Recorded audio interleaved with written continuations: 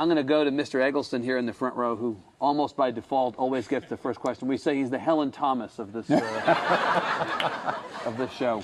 Mr. Monsanto, and they're patenting various kinds of seeds. Yeah, well, Monsanto is, the big player in genetically modified seed, and they are very aggressive about their intellectual property. And they have made it a policy to harass and come after farmers, especially in the Farm Belt. And they hire spies and, Pinkertons, and they hang out at coffee shops trying to get the skinny on who might be saving their seeds, which is illegal now. And then they bust them. They sue them. They've sued, we don't actually know how many. There have been about, I don't know, many hundreds of settlements. And the terms are always secret, because they include a gag order, and farmers have to pay up. And in some cases, there's doubt whether they really were stealing their seeds, that sometimes these seeds just are contaminated in the seed source they're getting, blow off trucks, all this kind of stuff. But if Monsanto can find their genes on your farm, you're liable. The irony is, or paradox, or crime, is that if their genes contaminate your farm and you're an organic farmer, they're not liable for that. Hands off. Is that right? Yeah. It's a terrible double standard. This is a great country, isn't it? Is that right? Yeah. So that is a principle that some people in the food movement have been trying to establish, that contamination of fields is somebody should be liable. If you're selling genetically, you're not allowed to have more than a tiny little fraction of genetic engineered product, and so you can put somebody out of business if you're growing next to them and the genes are blowing over. But we haven't been able to establish that principle. Wow. There's still some litigation about that. That's incredible. Okay.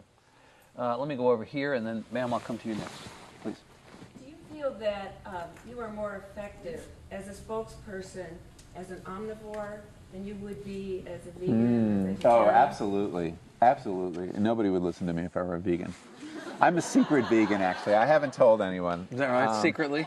No, I mean, if I put some delicious lamb here on the table, you would eat it? No, you wouldn't. No, I'm a vegan. No, I mean, I think it's a very good point. When I wrote about the cattle industry, the first piece I wrote was this piece called Power Steer that was in the Times in 2002. It became part of Omnivore's Dilemma. And as I was writing it, I thought hard about this. And so told people in like the third paragraph that I eat meat. I just had to get it out there because everybody's touchy about meat, and they don't certainly want to be lectured to from vegetarians or vegans. And so I think a lot at the beginning of all my stuff one of the lessons I teach my students is, if you're doing first-person journalism, and I do first-person journalism, although it's not confessional journalism, but I use my adventures to tell the story. You have to decide which first person you're going to be. And that sounds like, wait, you're making it up? No, but there's so many aspects of your character that go into making up who your I is as a writer. And we're always selective in the ones we pick when we're writing. So I don't, when I was writing a meat piece, I didn't mention I was a Jew, but I did mention I was a meat eater because that was really relevant. And likewise, when I write about gardening, I talk about the fact that I like to garden. So I think it's very important that I write about meat as a meat eater, without question, and that I criticize the meat system as somebody who really wants to be able to enjoy a good steak with a clear conscience. I like that. Ma'am. Could you talk a little bit about the relationship between corporate farming and the decline of the honeybee population? Well, probably most of you have heard that honeybees are in trouble, and we've had this thing called colony collapse disorder, and a large proportion of the American honeybee population goes out on foraging and never comes back. And I think we're losing 20-25% a year. And it hasn't been very well understood, and I don't think we still have found exactly what the problem is. There was some concern about GM crops, and some people thought that was it. But some people say that whenever there's a problem of any kind, and you knew that was true when they also said cell phone towers. Those are, those aren't responsible for all our problems. So I tend to doubt that. But probably it's a new disease or a combination of diseases or a disease and a pesticide. You know, that seems to be where the thinking is going. But if you stand back further and you look at how we're treating our honeybees, whatever the particular microbe is, you see how this would happen. And I see this in California, for example. When you're growing huge monocultures, it's really bad for honeybees. One of the biggest monocultures we have where honeybees are implicated is the almond crop in California. Almonds are a huge crop right now because of the health claims attached to almonds, and people are eating almonds in great numbers. So they ripped out everything else. They put almonds. There's a 600,000 acre swatch of almonds in the Central Valley of California. Almonds must be pollinated by bees. There are not enough bees in a monoculture like that. I mean, if you were a bee, the almond is in bloom for 1 week or 2 weeks out of the year. You wouldn't stick around there because there's nothing to eat for 50 weeks. And so there are no bees there. So they have to bring in bees, and they bring in boxes of bees. They rent bees, and this is a big industry. And it got so big that more than half, it's 60 or 70% of all the honeybees in America that are boxed come to California in February. They're woken up in Maine, and they're put on trucks, and they drive them to California to pollinate this crop, and they pay the beekeepers a ton of money. I'm sure. What happens, however, that they still didn't have enough bees, so the USDA granted an exemption and said you can bring bees in from Australia. So they started flying bees on 747s from Australia. This all happens on Valentine's Day, roughly, this major pollination event, it's called, in California. So think about what you've done. You're mixing bees from the whole world together in one place. And they're getting diseases that they never used to get. And any disease in Maine or Kentucky would be now conveyed. So you see, as soon as you make your agriculture that national or that global, and you're mixing creatures that way, you're going to get problems like this. So I think, I'm not saying it's all about the almonds, I'm saying it's about this practice of industrializing the life of bees. The other thing we do to get them in shape, because of these eastern bees are not ready to work in February, we give them high fructose corn syrup. I'm not kidding. Bees are being fed high fructose corn syrup, the creators of honey. So I think it's about monoculture. And whatever the actual disease it is, and some people think it was this Israeli acute paralysis virus, and there's another culprit that it may have come in through Australia or through somewhere, but now they all have it. And it's a concern because it's 1 out of every 3 bites of food you eat, I think, depends on bees for pollination. Who knew? I wouldn't. Yeah, in a million years, I couldn't have imagined that. Let me go right over here. I don't mean to be discriminating against the back. Please just wave a little aggressively so I'll be sure to see you. So, right there, yes. Michael, since you're a beef eater, what's your opinion on... You said beef eater. Beef? I thought you said bee feeder. I'm both, still transfixed, actually. All right, so I'm sorry. Go ahead. The cloning of beef. And what do you think the USDA is going to do for notifying consumers and restaurants and well, not enough. I mean, I think if there's going to be, as with GMOs, as with genetic engineering, I think, transparency is the best thing here. And that you should, I don't think you should necessarily ban these practices, but you should let people know what they're eating. I think we have a right to know if we're eating cloned meat because some people don't want to do it. And we have a right to know if we're eating genetically modified food. The industry doesn't want to do it because a lot of people won't eat it.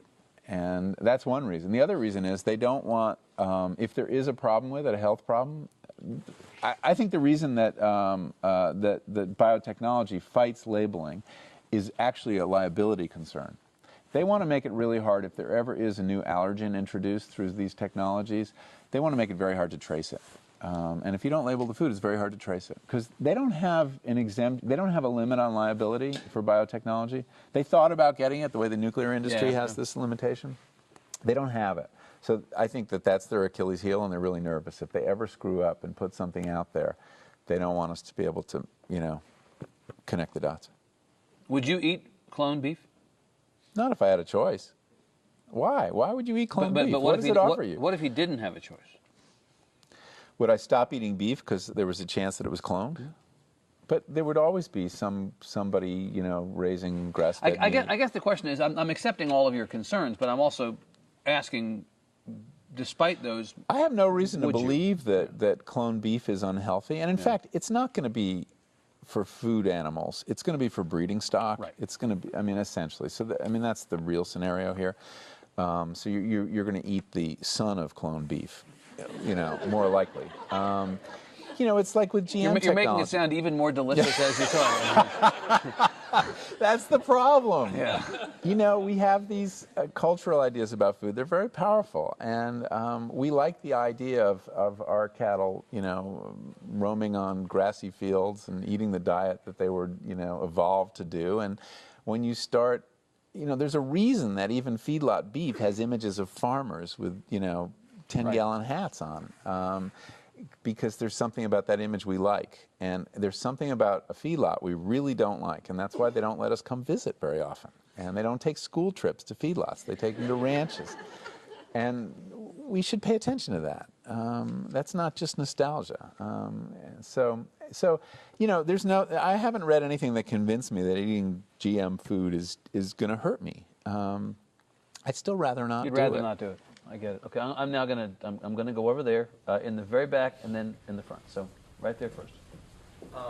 I've read all your work years ago, and I'm currently devouring as much Wendell Berry as I can get my hands on. And I really appreciated the intro you wrote for the Coming to the Table book, acknowledging your debt to him. One of the themes that, maybe his central theme that you haven't really delved into as much in your work is the sort of moral dimension that he implies that the agricultural practice helps us as a culture to maintain. So I'm just curious if you have any thoughts on Yeah, that. I do. Well, he's a farmer, and I'm not a farmer. So he has an authority to talk about that I think for me would sound kind of sanctimonious. And, I love his work, but I'm much more of a kind of urban person than he is, and more cosmopolitan in my outlooks in some ways. And I'm a little nervous about approaching people about their moral failings. I just don't think it's a way you bring everybody in. And there is. I try really hard not to preach, and because I don't think it's the way to invite a lot of people to the table. But from him, I buy it. I mean, he can do it. Writers have different voices and different kinds of authority, and he speaks with the authority. He's also, I'm kind of a spiritually retarded person compared to him, and so he can speak in those terms better than I can. Spiritually retarded. Okay. It's not a phrase you hear all the time. Here, and then I'm going to take one over there. So, ma'am. I'm really interested in knowing more about the, you talked about the big business and the subsidies. Mm-hmm. Could you tell us a little bit more specifically about the subsidies that they're given? Sure. Well, we spend a lot of your taxpayer dollars every year giving subsidies to farmers. We do it for 5 crops: corn, wheat, soy, rice, and cotton. 4.5 of them food crops. The cotton, we use some of the oil, but mostly it's for fiber, obviously. And the way we've subsidized farmers in one way or another since the Depression. And we started doing it in 32, 33 because farmers were just going out of business. It wasn't because there wasn't enough food and we needed to stimulate production. It was because we had too much production. And the price of corn, for example, was falling to close to zero in parts of the country because people couldn't buy the food. And so Roosevelt started a program of supporting farmers in various ways, price supports and some direct payments, but taking land out of production to limit production. And we've been spending money on that purpose to support our farmers for a very long time. Beginning in the 70s, we changed the way we do it.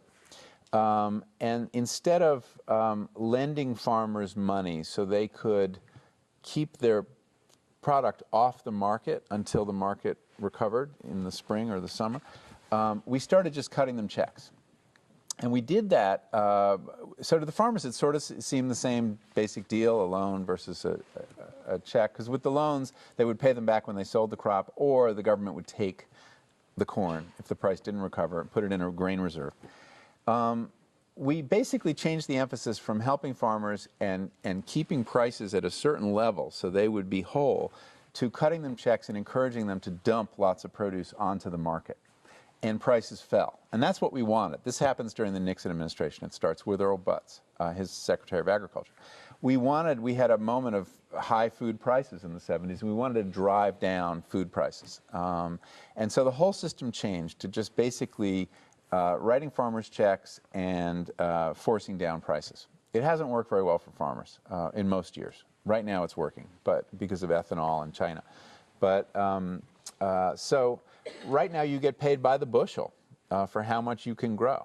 And so people grow flat out, and they use all the new technology, and they use the genetic modified crops and whatever they can. And so you end up with surpluses. And these surpluses do things like drive the obesity epidemic. They drive down the cost of meat. They drive down the cost of processed food of all kinds. So the government is you know, I mean, the intentions were good, but in effect, we are subsidizing high fructose corn syrup and feedlot meat. And you get a check despite whatever sales you may ring up. That's right. It's attached to your land. Didn't make a difference. Yeah, there's so to Obama's point of 2 years ago, you could be making several $1 million a year as a farmer, independent of subsidies, and still be receiving a check from the government. Yes, that's right. And well, we had very high prices, ag prices this last year, and we still spent $12 billion on subsidies. Why is that? I understand you and I are not running for office, so we can talk like this, but why is that defensible?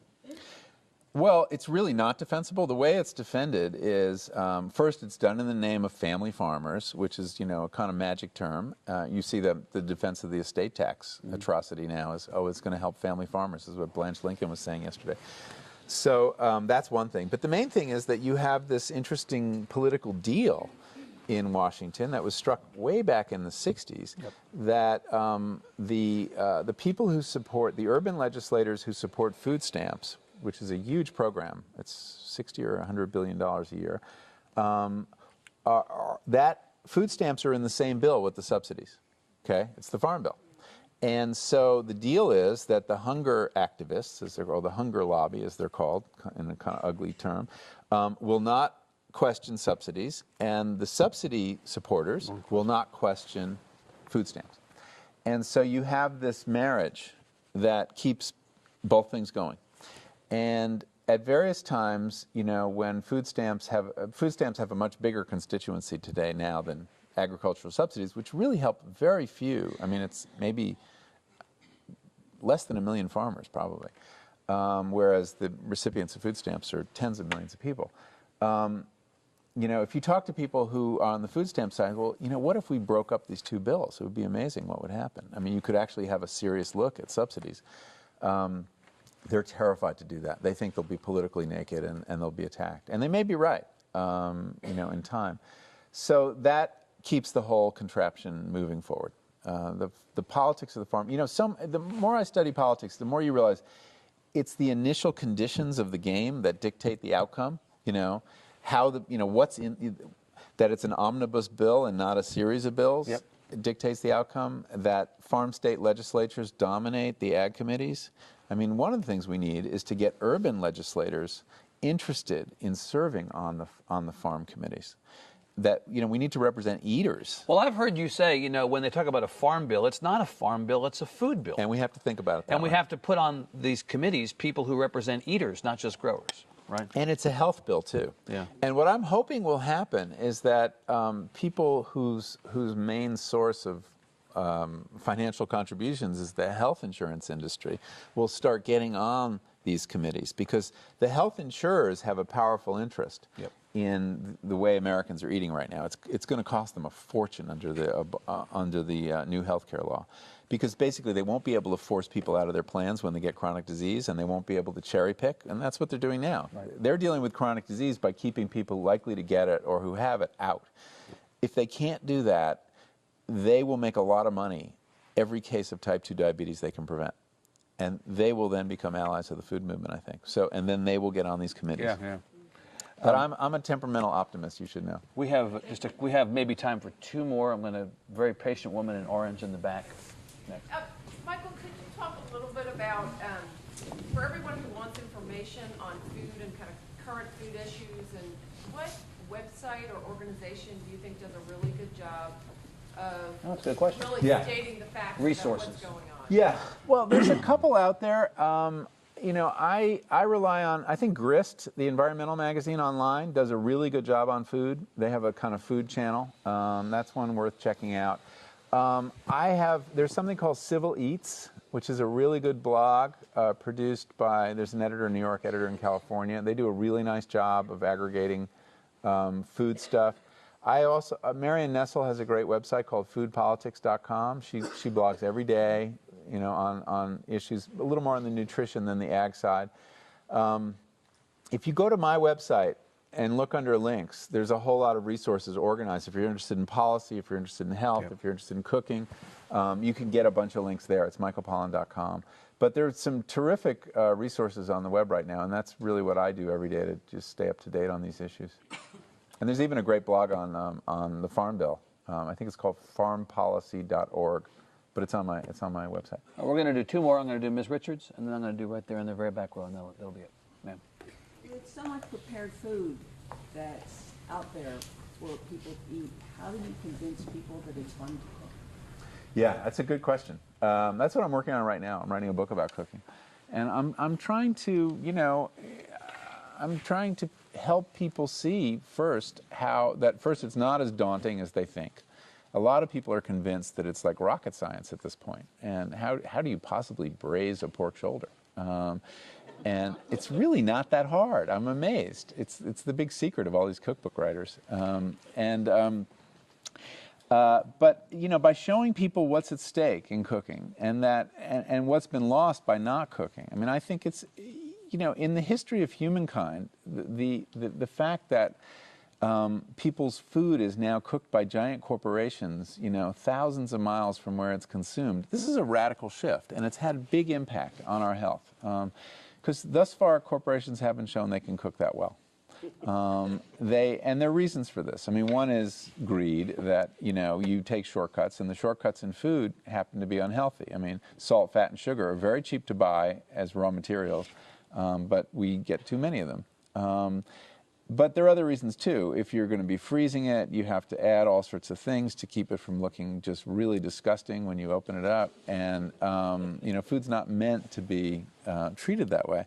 So I'm trying to figure out a way to talk about it that will make people just excited to do it and not feel obliged to do it. And also to do it in a more equitable way. I mean, one of the problems with cooking is that it has been women's responsibility for most cultures, most of history. And so that as soon as you celebrate cooking, many people think you're saying, you know, women should go back into the kitchen and leave the workforce. And most chefs are men.